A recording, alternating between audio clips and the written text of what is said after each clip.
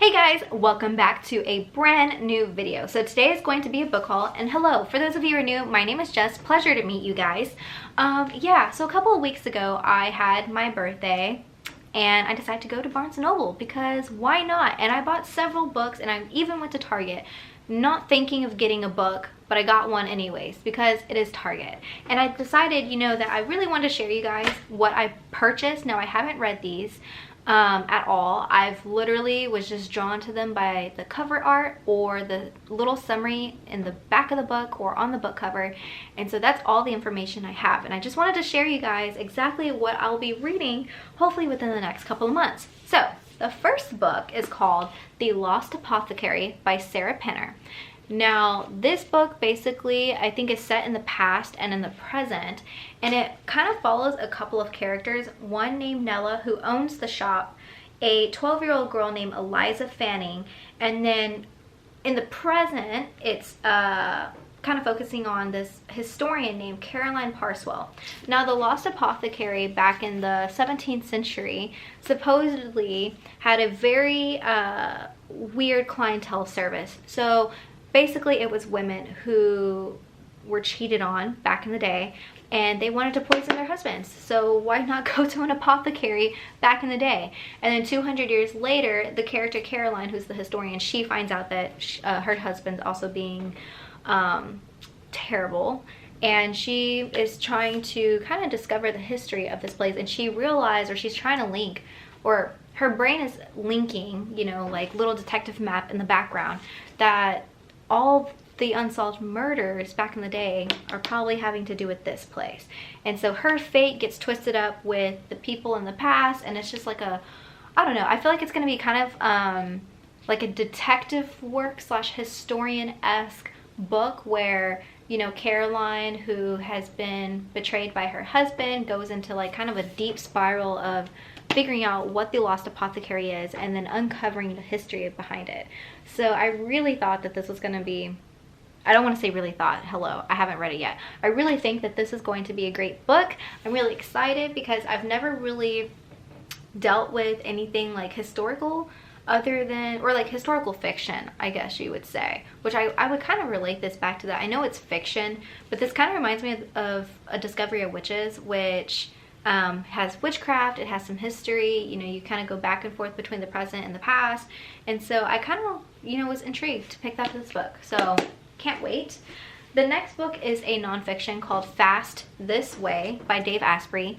So Dave Asprey is someone that I have followed on Instagram for years now, and then I have his podcast called Bulletproof Radio on Spotify. Listen to every single episode that comes out, and this one is basically about fasting and how it can burn fat, heal inflammation, and basically how you can eat to be the best possible you that there can be.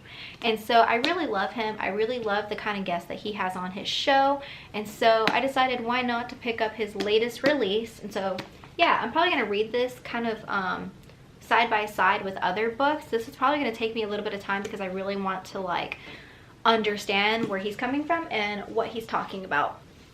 So the next one is by Amanda Harlow called Consensual Hex, and the cover honestly really intrigued me because it's a woman with different colored snakes on her head, and then also like the play on words, consensual hex, consensual sex, and I was like, okay, what is this gonna be about? I was thinking it was gonna be like 50 Shades of Grey meets witchcraft.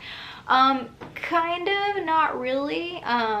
So basically it's about a main character named Lee, which I'm assuming is this person right here, who unfortunately was raped under very eerie circumstances at her university.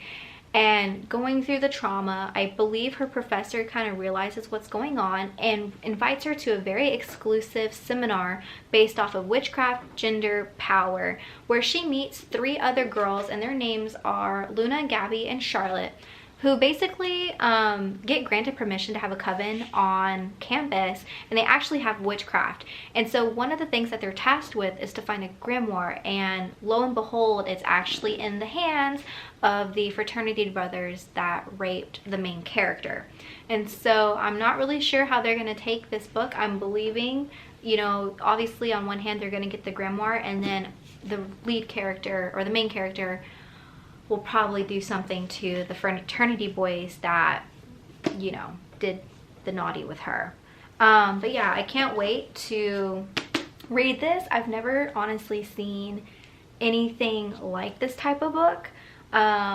So I'm really kind of intrigued as to how this is going to play out.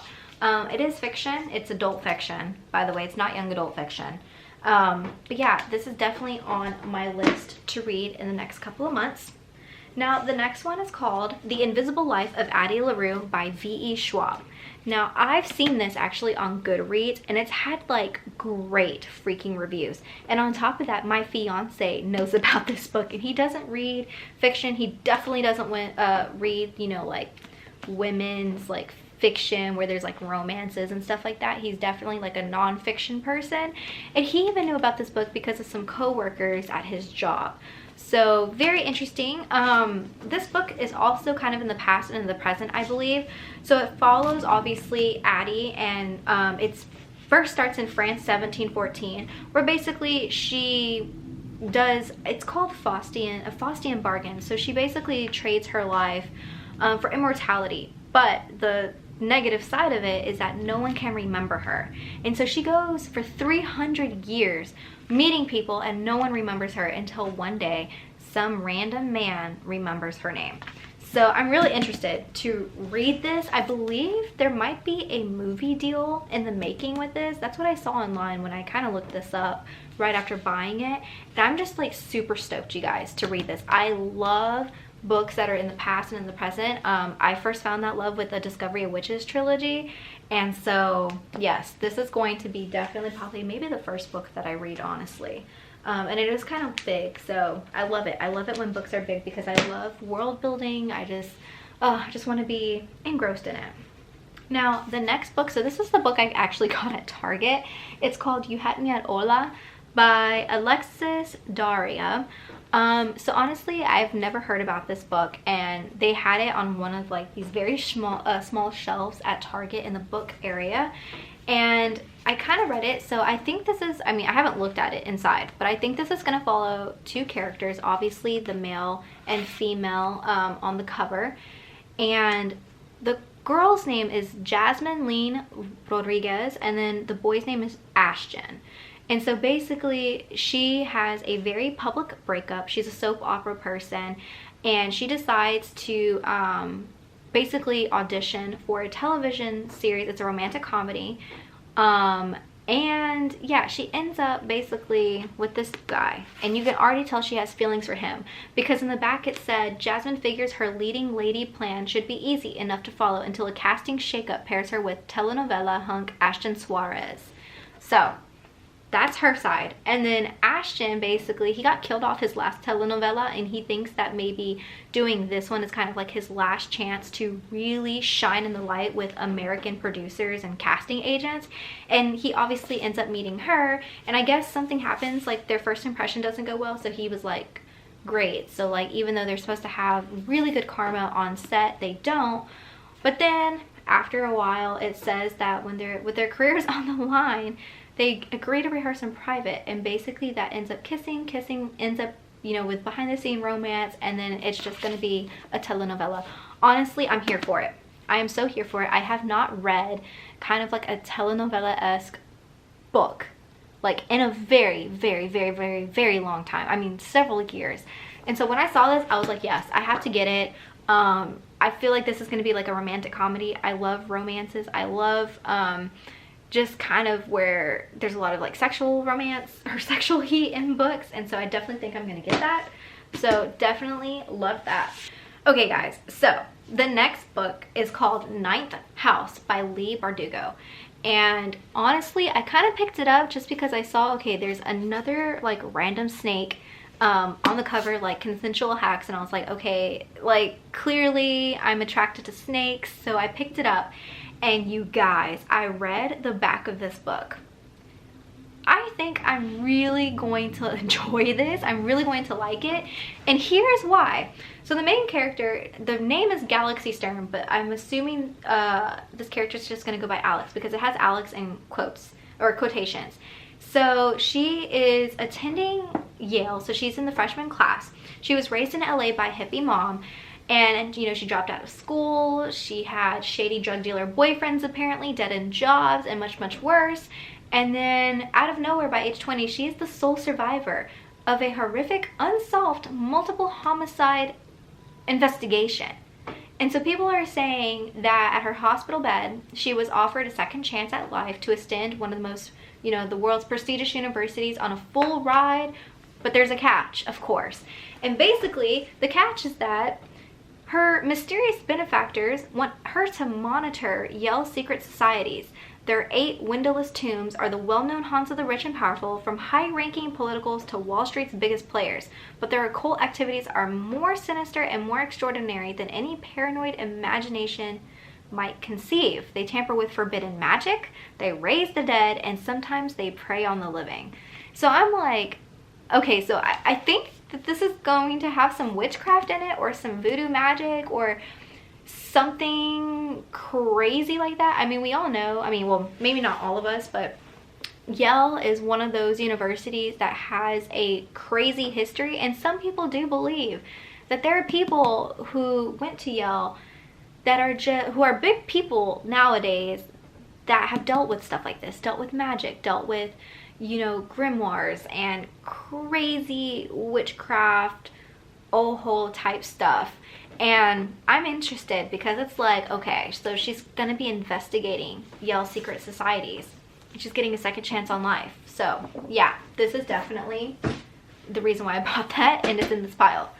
So the next book is called 8 Perfect Murders by Peter Swanson. So honestly, I picked this one up because, well, this was actually the first book that I picked up.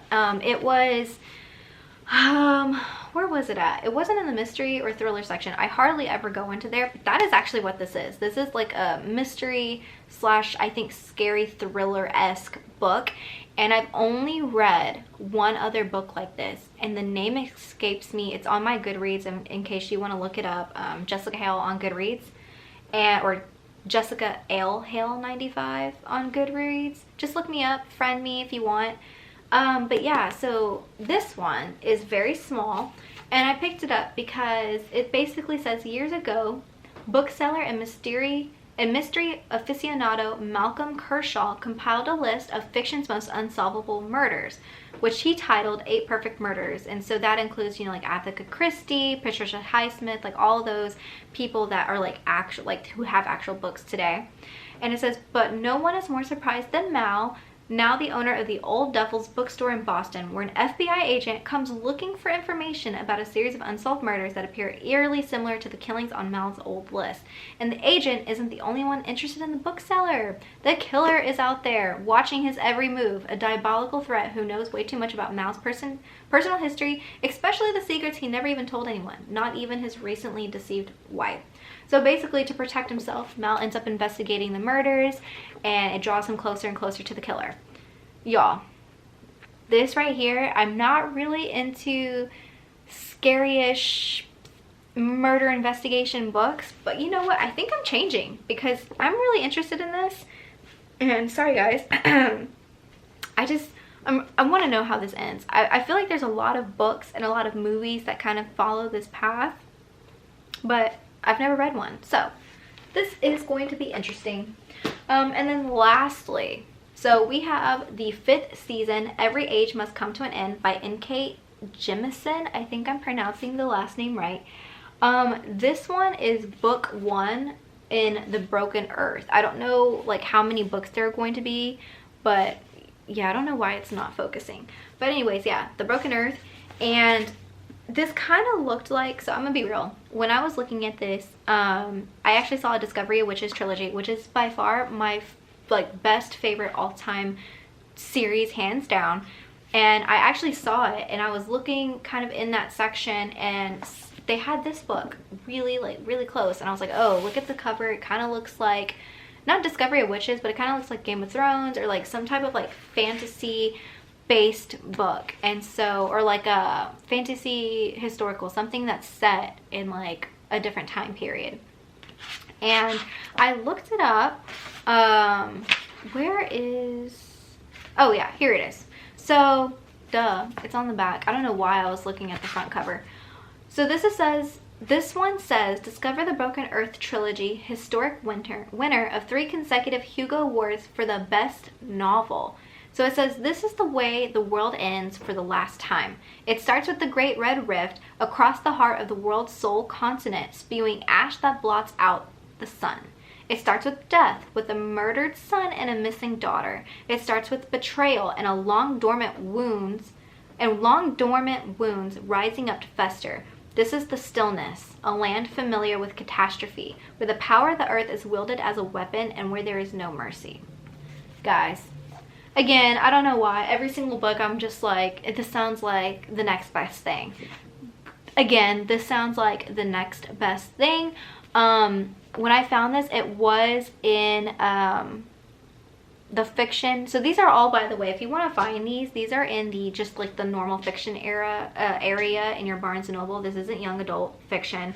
So just be on the lookout for that if you're someone who only likes young adult novels, or you're thinking of maybe getting your child one of these, or yourself. This is like just adult fiction, so it might have, you know, some gory and sexual things. I'm not too sure, but yeah, this kind of reminds me of Game of Thrones. I don't know why.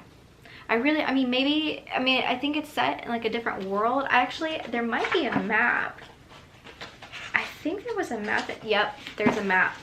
So definitely kind of reminds me of like Game of Thrones-esque. And look how cool that is, you guys. Sorry guys, my camera turned off. But anyways, I was saying that the other book that I've seen that has a book map is actually Harry Potter. In one of the most recent transformations of their cover art, where I think everything's in black and white, they have Hogwarts and the surrounding areas like that. And then there are some other books, I can't think of what, but that was the most recent one. And I just love books that have that, because it's a lot of world building, and I do love world building books. And let's be real, I think this is gonna be, I don't know if it's a trilogy or how many books are in this series. When was the copyright of this? Because that will tell me how new this is. A lot of these books are within the past couple of years, I believe. Oh, so this author, N.K. Jemisin, has multiple trilogies. She has the Inheritance trilogy, which has 4 books. And then she has Dreamblood, and then The Broken Earth, which is this one only. So this one has to be a new book. Copyright. Where is it at? Oh, 2015. I'm thinking she has a couple more books after this. Interesting. Okay, I hope she does. I hope it's really good. But yeah, so guys, that was the book haul. I really hope you enjoyed them. I hope you, like, yourself find some of these books interesting, and that you find yourself at your local bookstore either checking these out at your local library. I cannot wait to read these. I do think, I don't know, I did say that I wanted to read the Invisible Life of Addie LaRue first, but now that I'm thinking about it, I might want to read the murder one first. I don't know, you guys. I'm gonna have to definitely decide. I mean, I'm still reading Sex and Vanity, and I'm taking my time with that one, but I know I'm gonna be finishing quite soon. So if you are like, if you have any advice, let me know which book down below you think I should read first. And yeah, we'll see what y'all say. If, I don't know, I'm kind of torn, you guys. But anyways, I really hope that you enjoyed this video. I look forward to seeing you in my next vlog or my next video, whatever. I always hate doing endings to my YouTube videos. But anyways, I'll always have my social media link down below. It should be my Instagram and my TikTok now, because I am a TikToker, and I was definitely one of those millennials that added TikTok at like last month, 2 months ago, not even. So yeah, so add me on there. But yeah, anyways guys, I hope you have, that wasn't English, I hope you guys have a lovely day wherever you are. Bye.